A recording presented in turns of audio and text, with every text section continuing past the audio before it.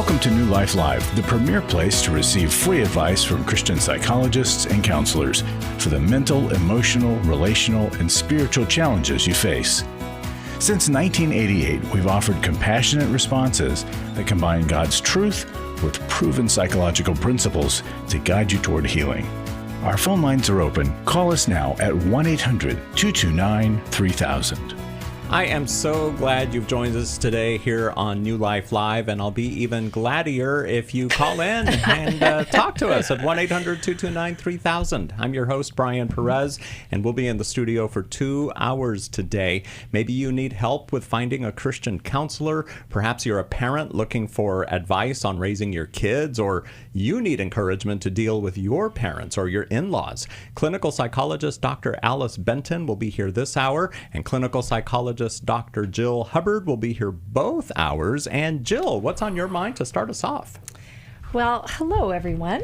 Hello. Good to be with you. So we've heard a lot in the news of lots of horrific things happening. And so I wanted to touch on an aspect of it in the area of forgiveness. Mm-hmm. Because for those who watched over the weekend the services for Charlie Kirk and saw Erica Kirk, who is our sister in Christ and a new widow, we saw a powerful message. And so we saw her stand up and proclaim that she forgives the killer. Mm-hmm. And it was such a poignant moment, right? I think the whole crowd was almost in shock. And it's like forgiveness. Okay, I know as Christians we're supposed to forgive.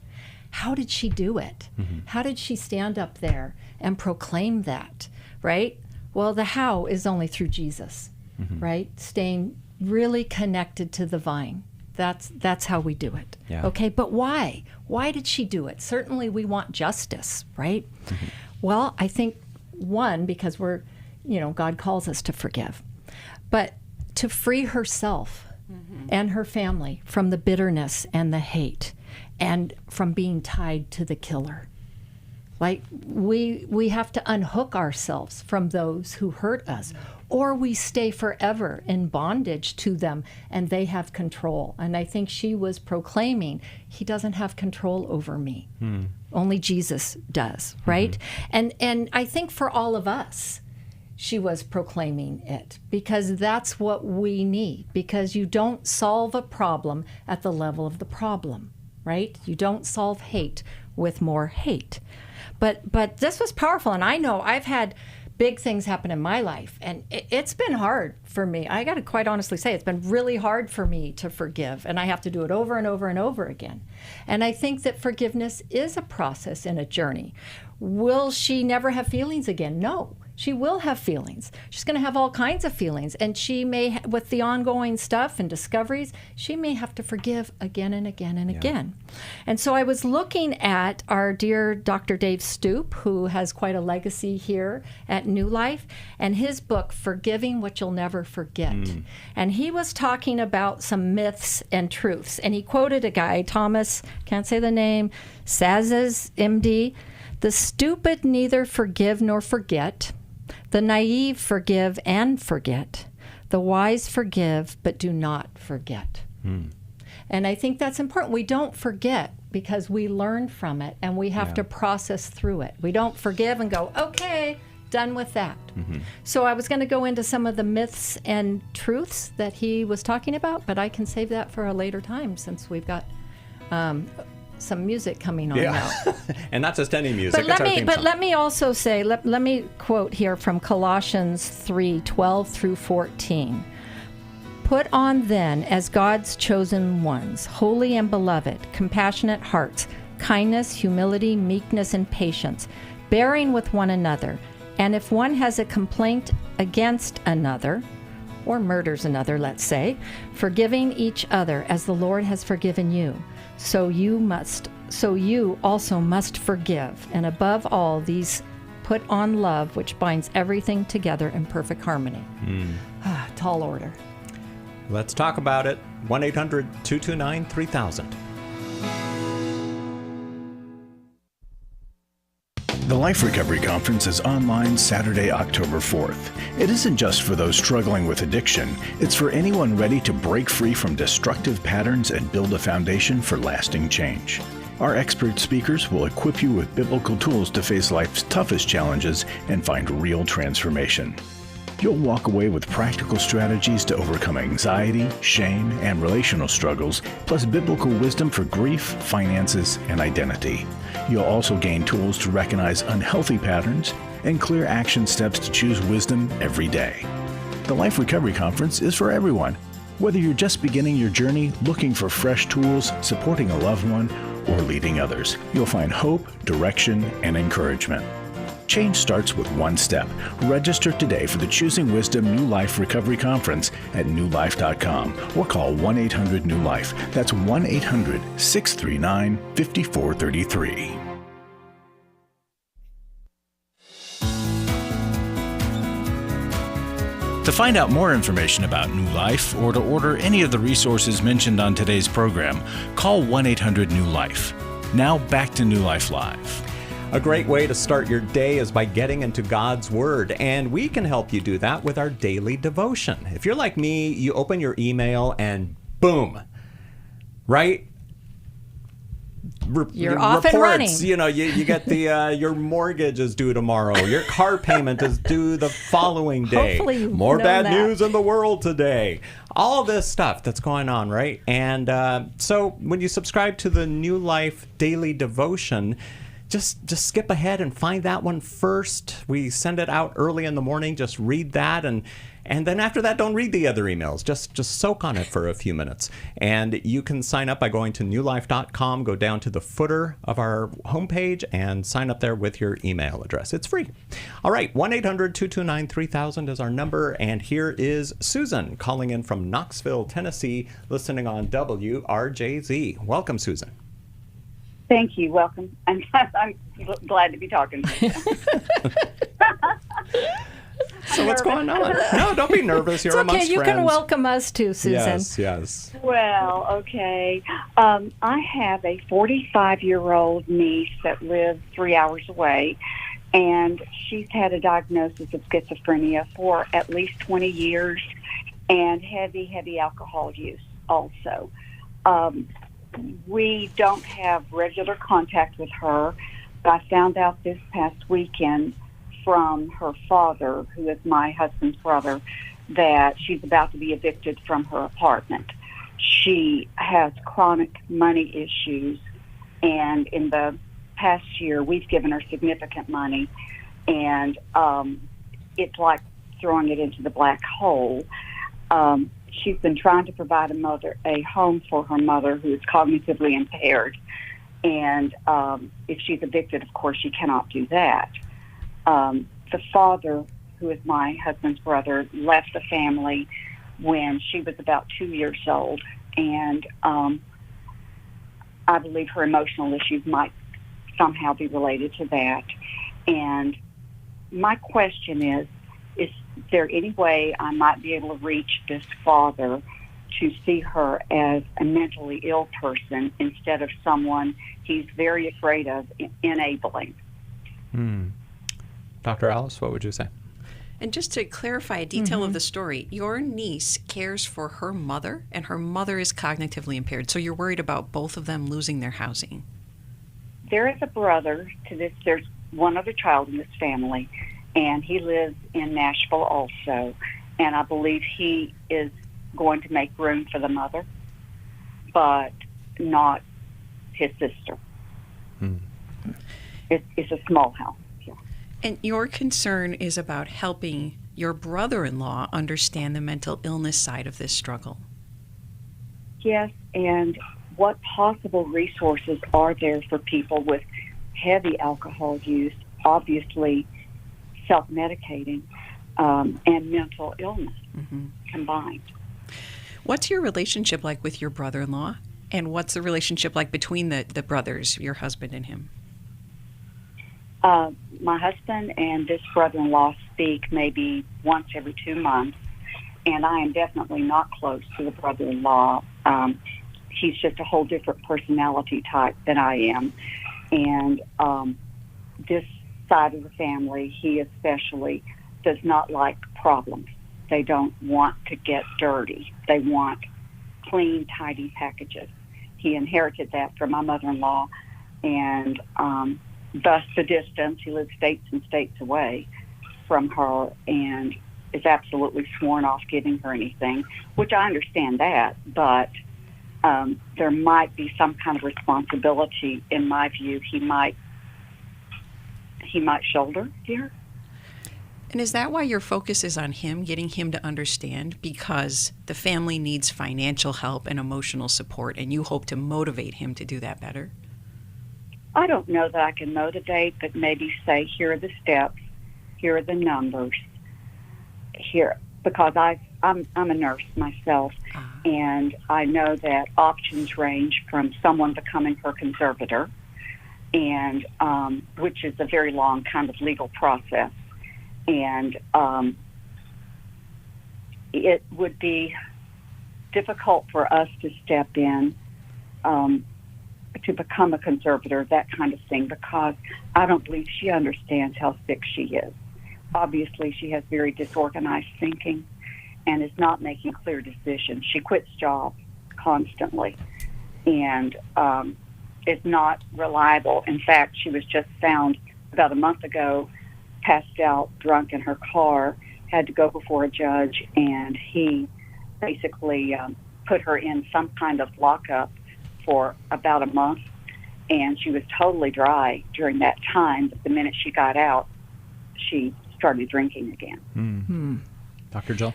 Well, I'm it's very complex. I'm yeah, sorry. it is. It's okay, Susan, but yeah, so I'm glad, well, that she was locked up for a period of time.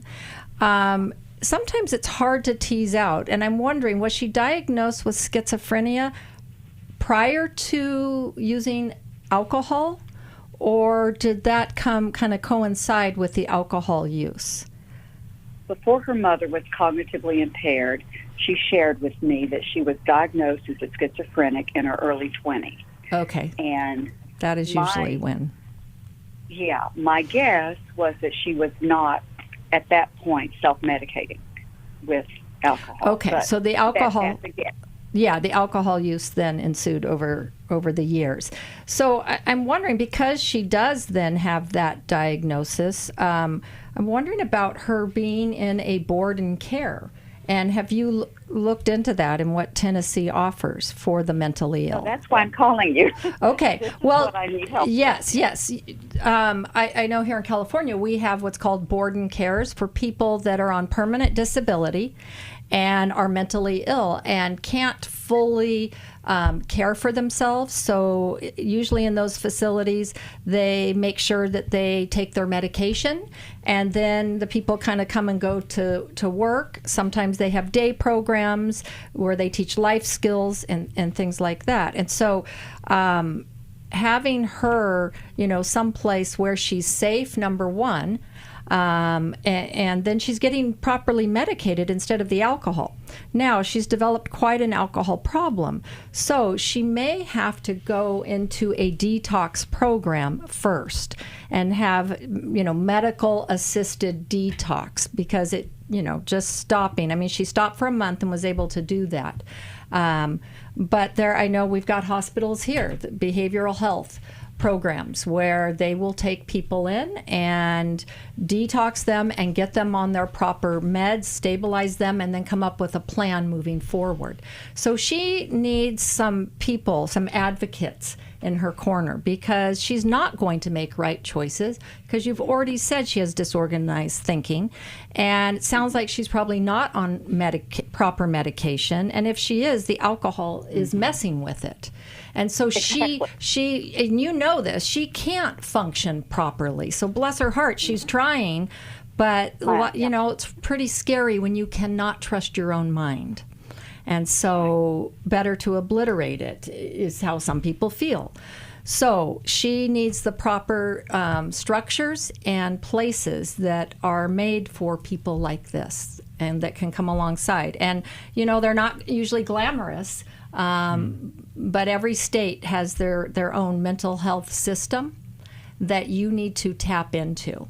And then becoming a part of NAMI, the National Alliance for the Mentally Ill, they have groups for family members, and they can provide a lot of resources as well for someone like this. They basically have sponsors in the program, parents of other folks struggling with mental illness who have been through it. And so they sponsor new families. And so they've been through the conservatorship process, for example, and can help walk you through that. Al-Anon would be a good addition. Al-Anon, as you may know, is for the family members of people struggling with alcoholism. And so it's really, you need both because your niece is struggling with both. For your brother, you can invite him to these groups. You can share the information with him. And I think you also have to be ready to continue to surrender the fact that as he abandoned the family, he's overwhelmed. He doesn't know what to do. He left so long ago. And so you can model well and invite and encourage, but then surrender what he chooses to do with it. I would also suggest trying to set up a family meeting with your niece's primary treating clinician, whether that's a psychiatrist, hopefully she has a therapist. You can ask for a family meeting, inviting your brother-in-law, anybody who's willing to attend. And it could also be part of an intervention where you decide as she's about to lose her housing, the family's in crisis, what can we do to help and to come around? And that provider would be best able to help you. Adult Protective Services might also be called because of I'm not sure that the age of your sister-in-law, but as she is cognitively impaired, Adult Protective Services are for adults with disabilities. And that organization would send in a social worker to evaluate the situation and to determine which other resources should be provided for the family. And I just want to leave you with a book. It's entitled, I'm Not Sick, I Don't Need Help. We don't carry it in our New Life store, but it's written by 𝙉𝙬𝙬, and it really speaks to people who struggle with schizophrenia but will not receive the help and can't admit that they have it. And I don't know if that's the case for your niece, but it contains just principles and stories that will be helpful for you and your family. Thank you. I appreciate that. All right, Susan, stay on hold, and we'll send you a resource from the newlife.com store. What are you guys thinking to send her? This is an odd one, Yeah, but yeah. do we still carry the entitlement here? No. Just thinking for the brother, no. Oh, yeah. Is he so worried about enabling? But I think Boundaries then would be a good book for them. We'll do that. Susan, thank you for calling in today here on New Life Live. And now we'll talk to Beth in Springfield, Missouri, listening on One Place. Hi there, Beth. Welcome to New Life Live. Hi. Hello. What's going on? How can we help you today? Well, I have struggled with depression for years and years. It started I was diagnosed in '99 after losing some children. But that first bout lasted 4 years, and it was horrific. There was a suicide attempt. And I thought when I came out on the other side of it that surely I was finished. And so the next 15 years or so went by, and I had relapses, but not to that extent. Well, then in 19, I went right back down. I knew I was going down, and I begged my doctor to help me. I was a teacher, and I needed to get it under control before school started. And then school started, and my worst fear, I broke down, had to leave, missed the whole first quarter, and eventually, a couple of years later, not even 2, I stepped down. So there has been a suicide attempt this time too in 20, and I was just recently released from the hospital a week ago. So I've had several hospital stays over the years, and I just, the thought of this is the rest of my life. This is it. And so that's my question, is this it? Is going in and out of depression the rest of your life? Is that what you're going to be dealing with? Yeah. And that's what you're wondering. But what I'm doing. Beth, we hear the weight Yeah. in that question, and it is so hard for you to have any hope for the future. It just looks bleak to you, and that you're facing more and more of this. Let us ask a couple questions before we give you our opinion. And I want to just clarify, you lost several children? Several Yeah. children passed away, Beth? I lost 2 babies that year, and previous to that, I had lost both parents, one as a child and one early 20s, and had several, there was sexual abuse and other things that just had never been dealt with. And so when the loss of the children came along, it just undid me. It's a Of complicated course. layers of trauma. Yeah. That's helpful for us to know, and we'll help you on the other side of the break. Yeah, we'll be back in just a moment. Beth, don't hang up, and we're going to be in the studio for 2 hours today. We would love to help you with whatever it is that you're going through, whether it's something new or something you've been dealing with for a long, long time. This is New Life Live. Nobody gets married thinking that they're going to get divorced, yet there are so many people that experience divorce. How do we get through it? It can feel like it's the end of your story, but we also know that life goes on. So how do we get the healing that we need? The Moving Forward Hope After Divorce webinar is Thursday evening, October 16th. The live session will offer recovery tips like how to process grief in a healthy biblical way, practical steps for emotional healing after divorce, how to set healthy boundaries. This session is for anyone who's separated, divorced, or still navigating the long-term impact of divorce. Maybe you've been divorced for many years and you're still holding on to that resentment. Call 1-800-NEW-LIFE or go online to newlife.com. It's not information, it's an invitation to heal, to hope, to rebuild, to trust that God has more for your story. Start your new chapter today. 1-800-NEW-LIFE, 1-800-639-5433. Club New Life changes lives. You guys came along into my life in 2022. That was a really, really difficult year of my life. You can help New Life Ministries provide Christ-centered hope and counseling resources to thousands of people by joining Club New Life today. I began to really process a lot of things that I've needed to for a long time, and y'all were a very big part of that. When you sign up to support us monthly through Club New Life, you'll make a difference in the lives of individuals and families with godly counsel and connection to help. I came out of it having never experienced anything like that, and y'all were there. Join today and help continue the message of hope to a troubled world. I knew I had to keep going, and I joined Club New Life, and y'all have been the resource that has now been a light for my wife and I. Go to newlife.com/CNL, and together we can help hurting people find help and hope in life's hardest places. Keep doing what you do because it makes a difference. newlife.com/CNL.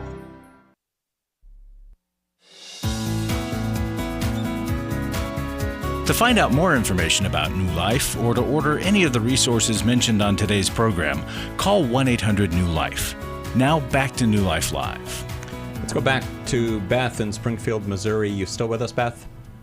I am. All right. Thank you so much for calling in and, man, for sharing everything that you Yeah. have gone through for all these years. I mean, that's just crazy. Where do you guys want to pick it up?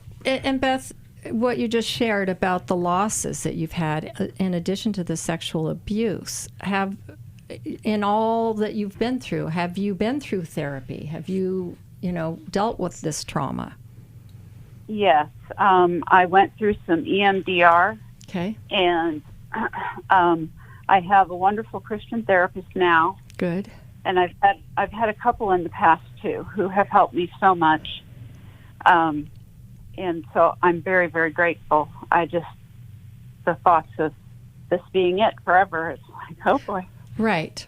So, yeah, and I can totally understand that. It just gets so dark when you go into one of those really deep depressions. You did say that you had 15 years of things being pretty good. I mean, you'd get down or you'd get some times of depression, but not like these really deep, dark pits. Correct. Yeah. And in those years, did you feel more hopeful? I did. Okay. I did. I mean, 15 years is a good run between episodes. It is. And that's I didn't realize there would be another episode, and this one's at 6.5 years now. Oh, you've been in it for 6.5 years? Yeah. Okay. Well, and I think when you've come through something like you did and you feel like you've beaten it, I think the disappointment and grief of, oh my gosh, not again, here it is, and that it's lasting even longer. I think that's what gets so overwhelming and causes so much fear, that can I ever get back to those good years? And I believe that you can. I mean, depression is an illness, and I'm sorry that it, has happened for you, that your biology, along with what erupted it onto the scene, right? The things that have happened in life, have caused this in you. I don't know if you've, I've known people who have suffered like this, and it's terrible, just terrible. And so they have not left any stone unturned. I mean, I'm so happy you've done EMDR. You've got a good therapist. I know someone who did a lot of treatments of ECT, and it has made Did you do that? Okay. I did. It lasted for 2 months. Okay. Only 2 months. Okay. And I don't know how many, I mean, the person I know had to do a lot of treatments. I did 12. Treatments. Okay, I think she did 26. And wow. And that finally did it for her. And so I just encourage you to not give up. And obviously it's hard to hold on to any hope when you're in the spot. So you have to have people around you that can hold on to the hope for you.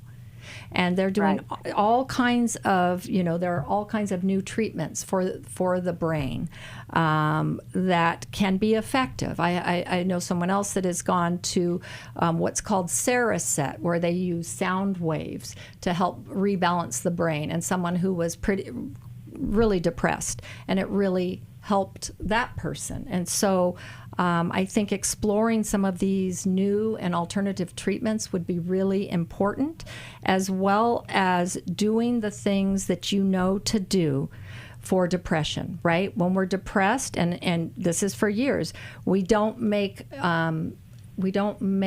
big decisions to change our life when we're in the midst of depression. Right? And we especially don't make a permanent decision. So making a commitment, and I know that it gets very dark, but having people around you and committing to telling people when you feel suicidal, and not being left alone when you feel suicidal, right? And not allowing there to be any means around you. So it's important that you do take it seriously. And so when you start to feel that, because you can get scared and then your thoughts take over. And remember, depression, it depresses all the feelings and it also distorts them, and they grow in isolation. So if you have these feelings of, I don't want to burden everybody, so I'll just be here alone with my dark feelings. No. That's not good, because we don't want those feelings to flourish, and you cannot think yourself out of your own depression.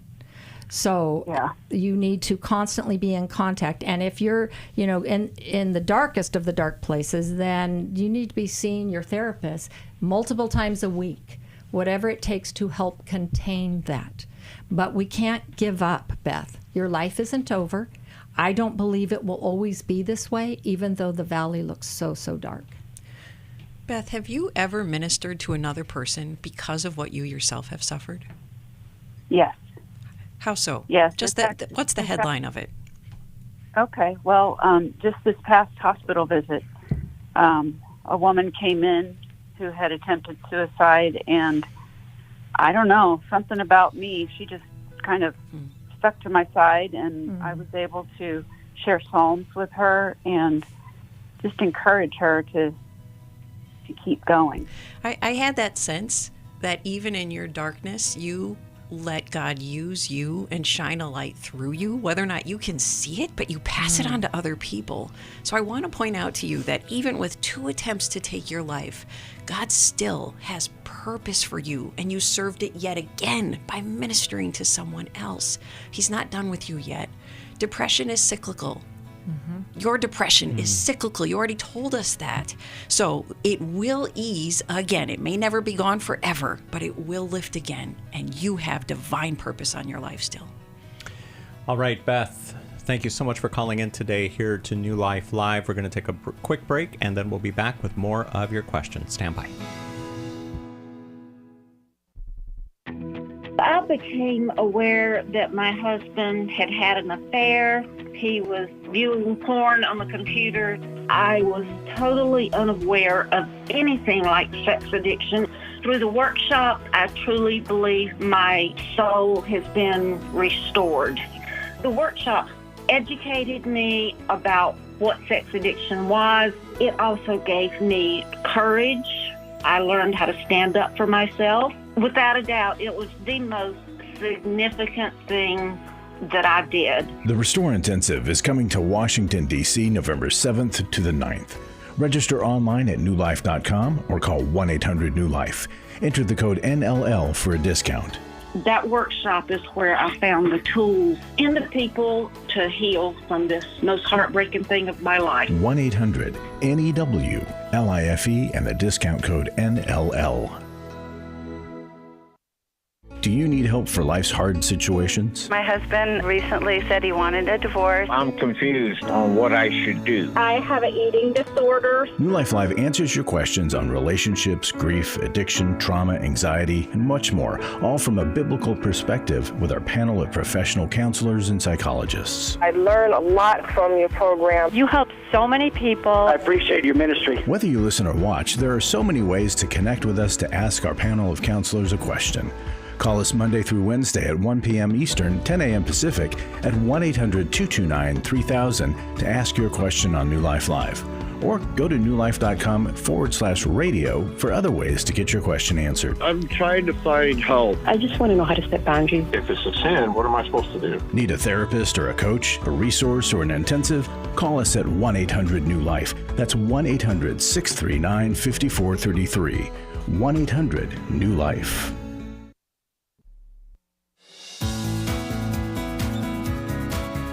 To find out more information about New Life or to order any of the resources mentioned on today's program, call 1-800-NEW-LIFE.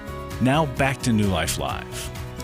Betrayal trauma is a painful type of trauma to recover from, and we are here to help you. We devote an entire weekend called Restore for women who have been sexually betrayed to come together and focus on their healing, on their own healing. It's led by two therapists who know what it's like. They've been there and they've come out the other side whole. You'll be seen, heard, understood, and you'll be reassured that what happened to you does not have to define you. The next one is happening the weekend of November 7th in Washington, D.C. Plenty of time for you to make plans to join us. Call 1-800-NEW-LIFE to register or find out more at newlife.com. 1-800-229-3000 is the number to call us today here on New Life Live. We were speaking to Beth just before the break, and Beth, we want to send you a copy of the Emotional Freedom Workbook just for calling into the program today. And looks like we have some encouraging words for Beth from Kristen in Wiley, Texas, listening on KWRD. Hi there, Kristen. Thanks for calling 1-800-229-3000. Hey, how are you? Doing well. What did you want to say to Beth and to everyone else listening? Well, I don't have to tell you all the bad parts in detail because I have walked through the same hell that she has in all different flavors and been through all the different treatment centers.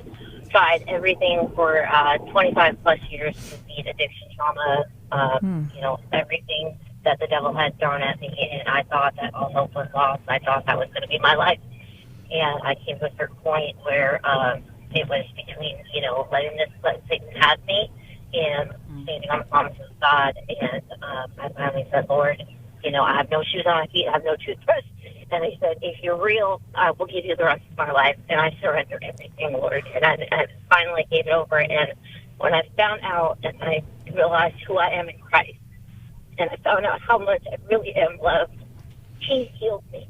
He healed me from head to toe. He healed the memories. He healed the chemical imbalances. And I have hope today. I have run my own business. I have restored to my family. There's no other word. I have tried everything. But if you just keep holding on and believe that there is God who has a purpose for you and He's not finished with you, I promise you that He will come through and meet you where you are and change everything. Wow. Wow. Kristen, thank you so much for sharing Kristen, those words of encouragement. That is wonderful. And in our darkest hours, you're right. Where else do we go but to God, right? Yeah. Kristen, you just made this little group therapy session, and that is exactly what Beth needs. Yes. She needs to come out of her isolation and hear from other loving people like you who can understand, have been there, and have survived it. So, please, Beth, tap into that. Yes, exactly. Because at times like this, sometimes it's hard to reach out to the Lord, right? Even in one's darkest hour. And you need people to be the hands and feet of Jesus to you, to, call you up and read the Bible to you when it's too hard to do it yourself. Yep. Kristen, thanks so much for calling in. Now we're going to talk to Michelle, who is in Hawkins, Minnesota, and she listens to the New Life podcast. Thank you, Michelle, for calling in today. How can we help you? I'm tired of the spiritual warfare that I've been going through for the past year. I am so tired of it. I read my devotional every day that you guys send. I even read Pastor Osteen's and Bishop T.D. Jakes. I read my Bible. I go through all that. I am just so done. What's been going on? Well, last year is really is where everything really came to like a crash for me. I got like a real hardcore wake-up call with certain family members. I learned this year, and I swear this is God sent this to me because I never even heard of any of it. Where I got my father passed away in 2020, just before COVID went full bloom. He died of complications of type 2 diabetes. And then my mother decided to put me and my brother in control of her estate and stuff like that. And Mother and I were doing pretty darn good, doing everything. I mean, it's on a learning curve with stuff like that. And she's not a wealthy person. It's just stuff that to help her keep her life private because she lives in a college town up north and up in North Dakota. And so I have sisters that didn't really care for that, especially an eldest one who thinks she has to run everything. Well, I got pushed, literally got pushed out of the way. And I've learned that that's called sibling alienation, where she now runs everything and controls when I can talk to my mother and everything. I mean, it was a huge crash for me that I had to learn this the hard way, because it's now the wake-up call that I've gotten is that I can't even talk to my mother if she's listening in on the phone, other end of the phone call. And it just was so devastating because I have a close relationship with my mom. And the very thought of not having it anymore just really swooped me into a very deep depression that I actually did attempt committing suicide on August 31st of 2024. I literally hung myself from my closet with one of my leather belts, but I broke my fall. And then I started to cry, and then I called. So then I quickly just called, okay, I need to get it together here. And I called 988, the suicide hotline. Good. And a nice officer came over and kind of talked me through it throughout the night and everything. And I've never attempted that since.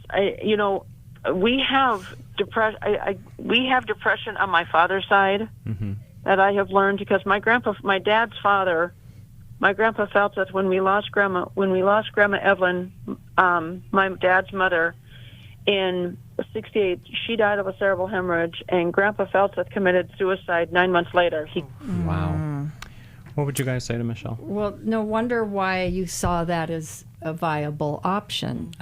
It often does run in families. I'm so sorry that all that has happened to you, Michelle, and so grateful that your attempt did not that it wasn't seen through. I'm so grateful that you are still here, because Michelle, you know that God has a purpose for you, even just like we were saying before, even in the darkest of days. And the Lord, most of us, when we get in a dark place like that, the idea of suicide is that we want out of our pain, right? People want out of their pain. They just want this to stop, and they can't see past that. Most people don't want to die. In fact, in the last moments before, people will then cling to life, and often it's too late. And so it is, while people sometimes need it as an option, it's really not a very good option, and it's not one as Christians that we're called to do. But I do understand how dark it can get, and that at times our mind and our thoughts, and with, the influence of the enemy, we can go there. So, Michelle, you're in a difficult spot, it sounds like, with your sister and your mother, and that is absolutely heartbreaking. And I wonder if your other brother was also pushed out of the family. Oh, he was. Okay. Oh, my brother has totally. My brother totally has just said the heck with it, and so is my other sister. So everybody has just let this one take over. Well, yeah, she's gonna push her way in, because she's my mother pretty much is going to let her do that. My mother is in survival mode and everything, and it's just like, but I've had to learn that I have to take care of myself. Mm-hmm. Nobody in the family knows that I tried to attempt to take my life, except my aunt, my mother's sister. She's the only one that I have shared this with. I shared it with her during my birthday when she took me to lunch. And it's only the reason why I shared it with my with my auntie is because my auntie Fran used to be a social worker back in the day. Okay. So I figured that she'd be the one that would understand. But my aunt, I don't want to burden my aunt too much with it, because she is going through her own grief, losing her spouse. So Michelle, what have you done to get support for yourself in this? Are you seeing a therapist? Well, no, not really. I don't really trust therapists, because I figured, God's going to give me the word. He's going to send something for me to go read this passage or go and do this. So, I'm thankful that it actually, that my attempt didn't stick. Yes. And everything. But I've learned, I just had to get some wake-up calls on here, because I've also am dealing with childhood trauma of physical abuse that I have witnessed in my family. I've had a little bit of that from my dad and from my mom. Michelle, with going through all that, it makes sense that you're so hesitant to trust people, and that God is the only trustworthy one. But I want to gently challenge you, because his word says we need other people of understanding, to help draw out our hearts and to confess to, so that we can have healing this side of heaven. We'll talk more with you about that after the break. All right. We will be back to you, Michelle, and to everyone else who calls in. We're going to be in the studio for another hour after this hour is complete. So give us a call, 1-800-229-3000. I was sort of vaguely familiar that the 12 steps had some origination in the Bible. I found Life Recovery, and one of the things I liked so much was that it had such a broad appeal. It wasn't limited to just alcohol or drugs, that it was addressing a wide range of problems. At New Life, we believe everyone can benefit from a life recovery experience. There are life recovery groups all over the country. They take place online, in conference calls, and in person. And if there isn't one in your area, we can help you start one. We have startup materials, leaders' guides, CDs, Bibles, and more, all with discounts available for groups. Call us at 1-800-NEW-LIFE and ask for Terry Ward. The 12 Steps have long been a great help to people in recovery, because much of the 12 Steps' power comes from the fact that they capture principles clearly revealed in the Bible. The 12 Steps is really a pattern for all of us as Christians. Call 1-800-NEW-LIFE. That's 1-800-639-5433. For over 35 years, New Life has been the most trusted name in Christian counseling. Your ministry has saved my life. If you struggle with emotional hurt, family or marriage problems, the pit of depression, or the pain of addiction, we can help. I'm down 100 pounds now from what I was. I found a counselor through New Life Ministries, and it's just been outstanding. Our treatment programs provide clinically appropriate solutions from licensed professionals, all in a biblical framework. I have had problems with alcohol. I think God has ordained this place to be His. You don't have to be a prisoner of your pain. Help is available at 1-800-NEW-LIFE. She tells me that I'm a new man, and I feel like a new man. It worked for me, and it can work for them too. This time it is different. If you're ready to take the first steps toward genuine spiritual and emotional healing, call us today at 1-800-NEW-LIFE. God can open the door for a better tomorrow. To get someone that's competent, that's good at what they do, it's been like day and night compared to what I've had before. Call 1-800-639-5433.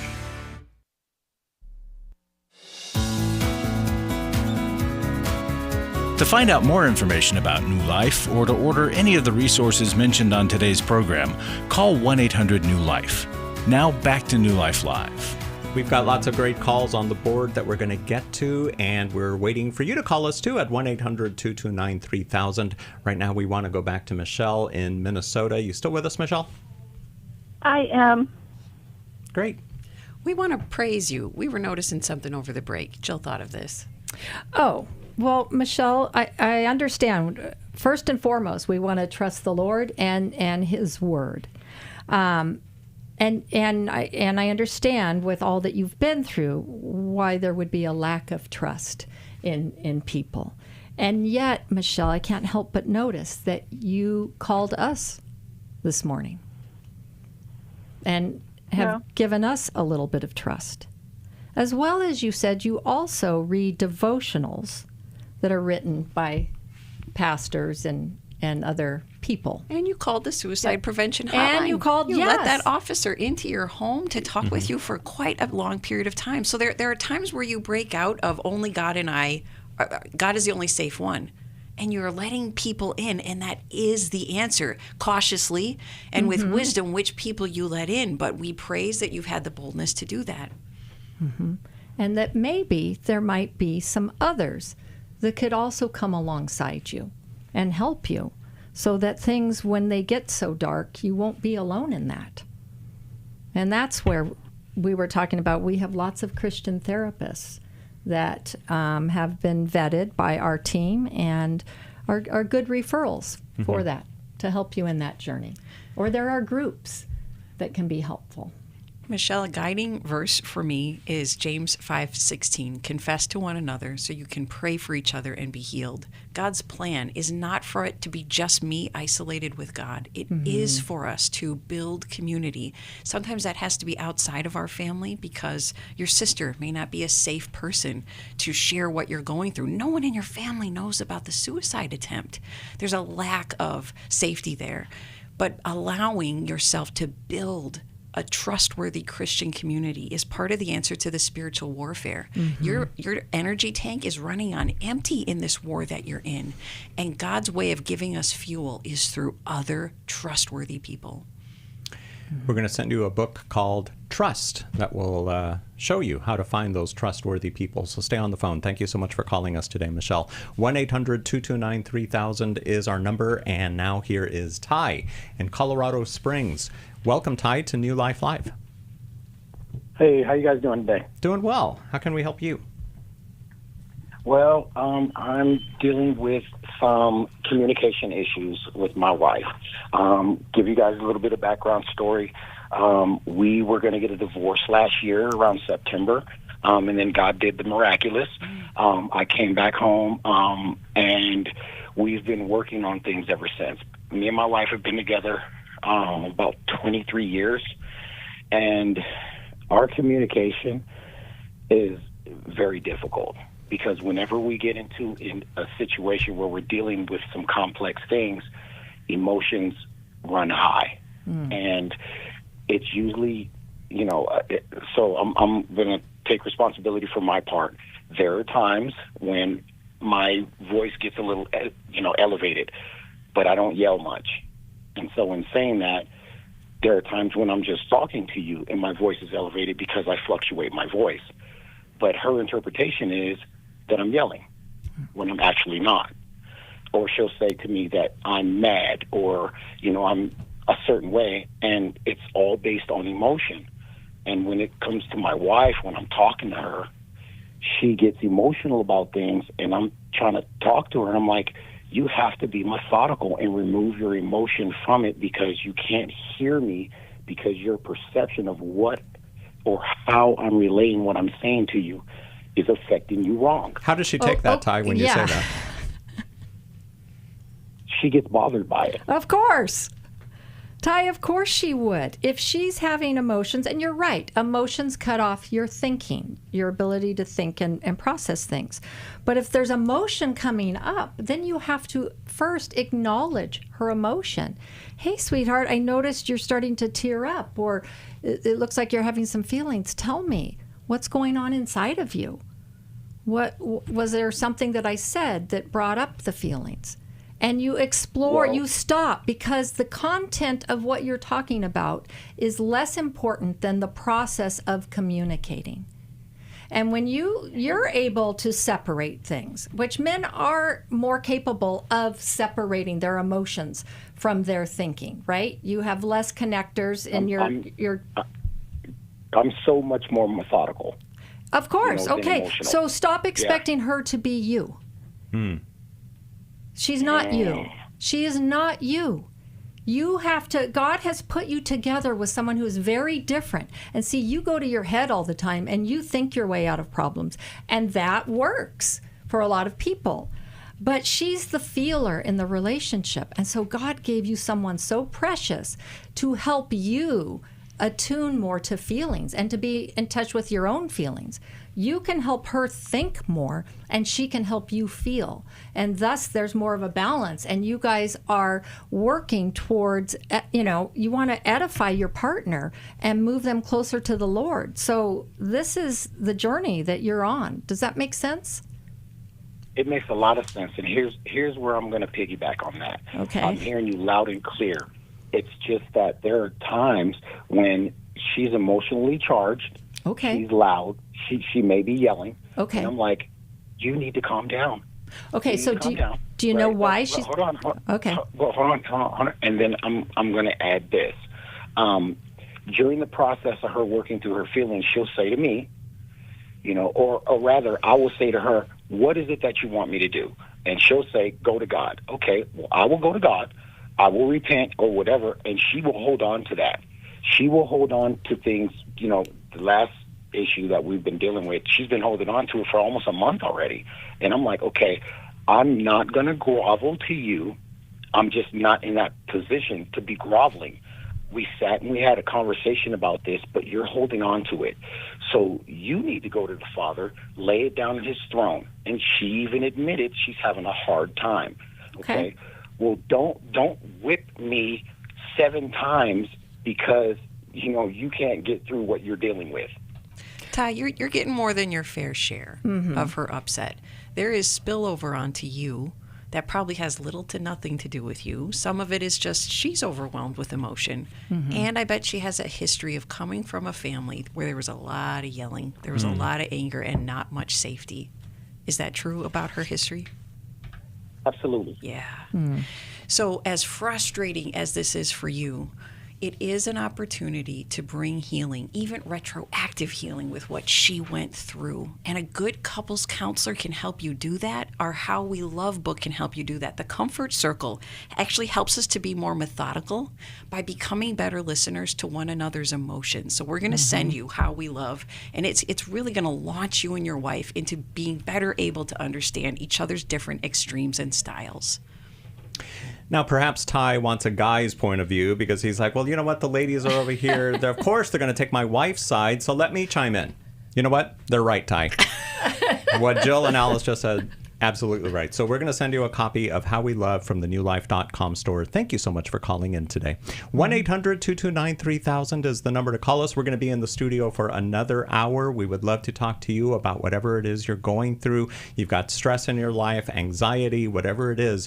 We can help you here. at New Life Live. We're going to be here for another hour, 1-800-229-3000. And if you were listening today and you heard us help all these people and you're wondering, you know what, I can get behind this ministry, please do. We would so appreciate it. You can do that on our website, newlife.com, or you can call 1-800-NEW-LIFE. You can text NLM, as in New Life Ministries, NLM to 28950, and you can make a gift, and it can be a one-time gift or a monthly gift, but whatever it is you can do, we so appreciate it. May God bless you. We'll be back on New Life Live. Thanks for listening. We hope this program has helped you by giving you insights for handling the challenges you face in your life. We want you to know that we're here for you, but you also need to know that New Life Live is a listener-supported ministry. To make your donation or to get any of the resources mentioned on today's program, call 1-800-NEW-LIFE. That's 1-800-639-5433 or online at newlife.com. Please join us again tomorrow for New Life Live.